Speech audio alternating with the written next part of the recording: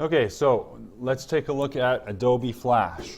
When you first launch the program, you have this menu, lots of different choices. We want to say Create New, Actionscript 3.0.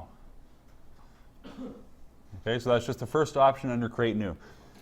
Now, to be honest, whatever you select there, Actionscript 3 or 2, doesn't really matter for what we're doing today, but just choose that. Now you'll notice that your screen might look different than mine. My timeline here, it doesn't stretch the whole way across, and there might be a couple other differences. If your windows are ever screwed up like mine are, it's very easy to reset it. Go to Window, Workspace, Reset. Okay, now I'm back to where I was. Sometimes it is possible to mess up your workspace, so there you go. All right, so the first thing you'll notice about Flash is that it has a toolbar very similar to Photoshop. Okay, we've got the type tool, we've got a shape tool, we've got a pencil, a paintbrush, and a few other things. Okay, but the main difference is that we have a timeline. Okay, a timeline allows us to make things move over time. So I'm going to show you how to do some very basic things today, and then you'll have a chance to play around with it yourself. So just to make it easy, I'm going to use an oval tool. So if you click and hold on the rectangle tool, you can get the oval. And I'm going to fill it with a nice blue color. Okay. It says fill and stroke. The one with the pencil is your outline. Okay. And the one with the paint bucket is what color is on the inside. So you'll see that when I make a shape, it's got a black line with a blue inside. Okay, I made a perfect circle by holding Shift while I was creating that. Okay, if I don't hold Shift, I can make it I can make an egg shape. But if you hold Shift, it'll restrict it to a circle. All right, so I've created a circle. You can, if you wanted to add a smiley face, I'm just going to grab the brush tool. And let me just add a smiley face to my circle just for fun. You can do the same if you like.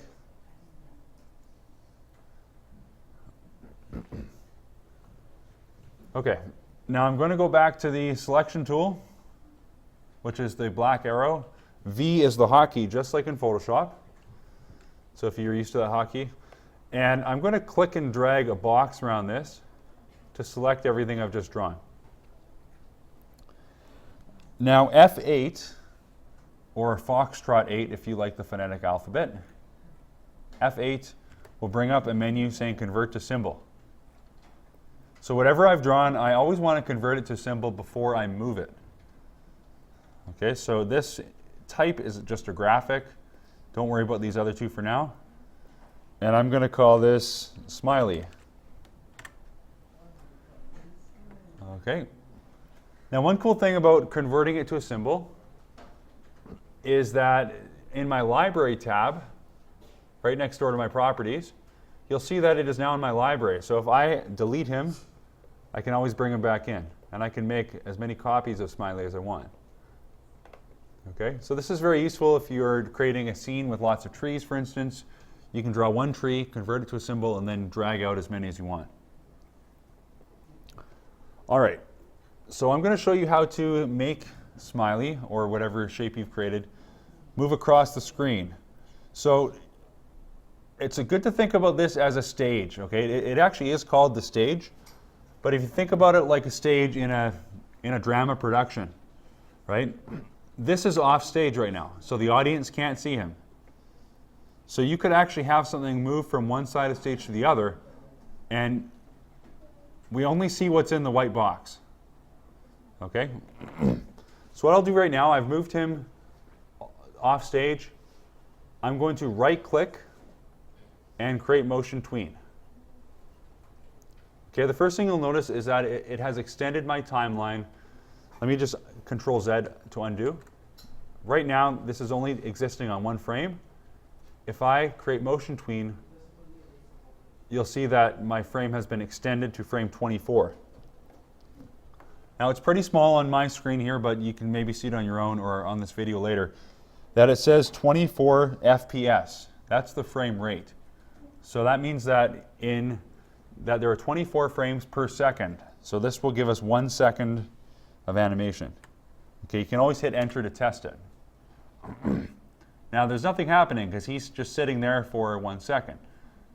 Now if I bring my red, I guess you'd call this like maybe a scrubber, a red scrubber, that's what they call it in video editing anyhow.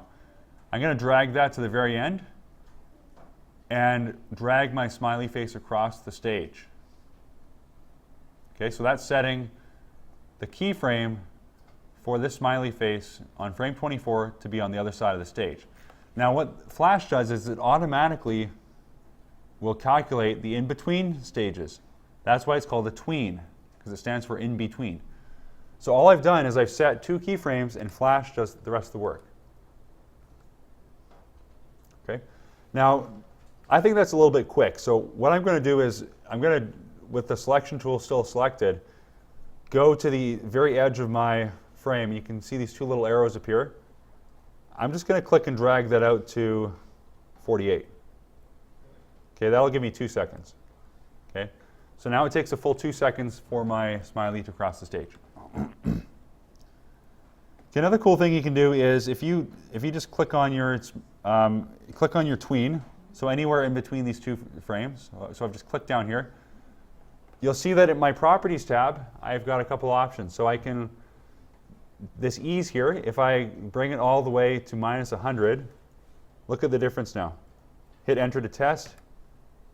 Okay, it takes a bit more time to get going. Okay, that's easing in. If I ease out, it'll be the opposite. It'll start off fast and it'll slow down at the end.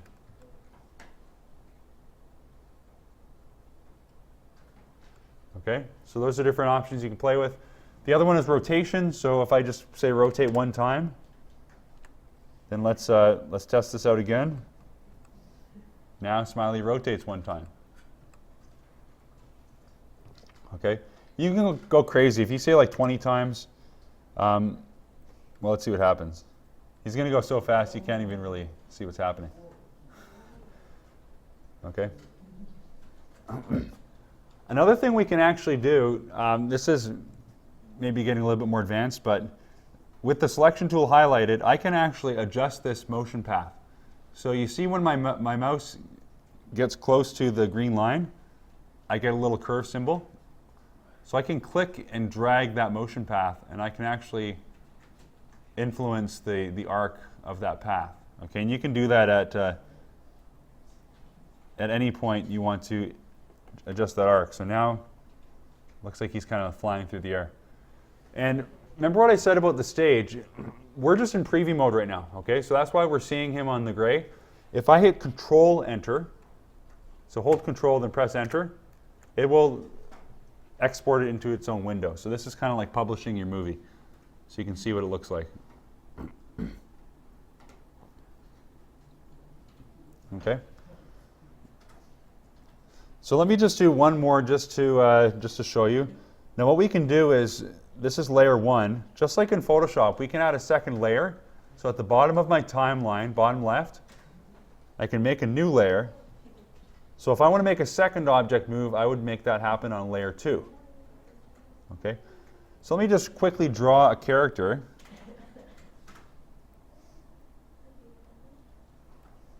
You'll never guess who this is.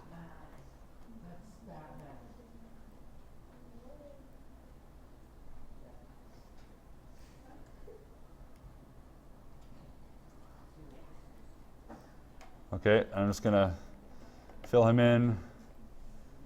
Let's grab, there,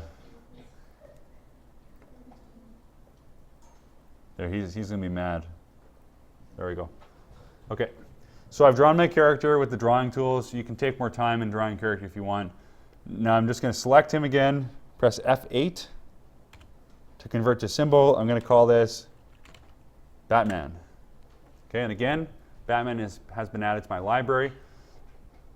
And I can do the same thing. So why don't I right-click him, create a motion tween, bring my scrubber to the end, move him across, and there we have Batman moving the opposite direction. You'll also notice that Batman is on top because the layer is on top. If I drag this layer down below, that one will now be under. Okay? So I'm going to put them back on top. Another thing you can do with tweens is the third tool down is called the Free Transform tool.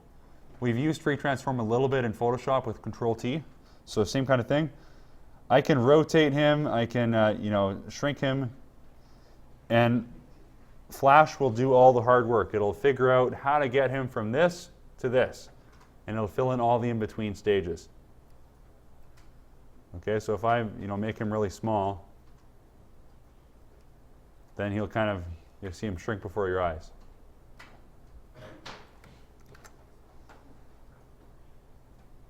Okay, and by default, the Flash movie is going to keep playing over and over and over again. Okay, if I want to add a background to this, I can just create a new layer, drag it to the very bottom, and draw like, well, I didn't want that to be red, but that's fine. Okay, I can just draw some buildings or something. Let me just fill that in, and then maybe I'll draw a sky. And fill that in with dark blue. Okay, and there we go. There's my little scene. Okay, so that's some basic tweening. You guys can play around, and I will post the video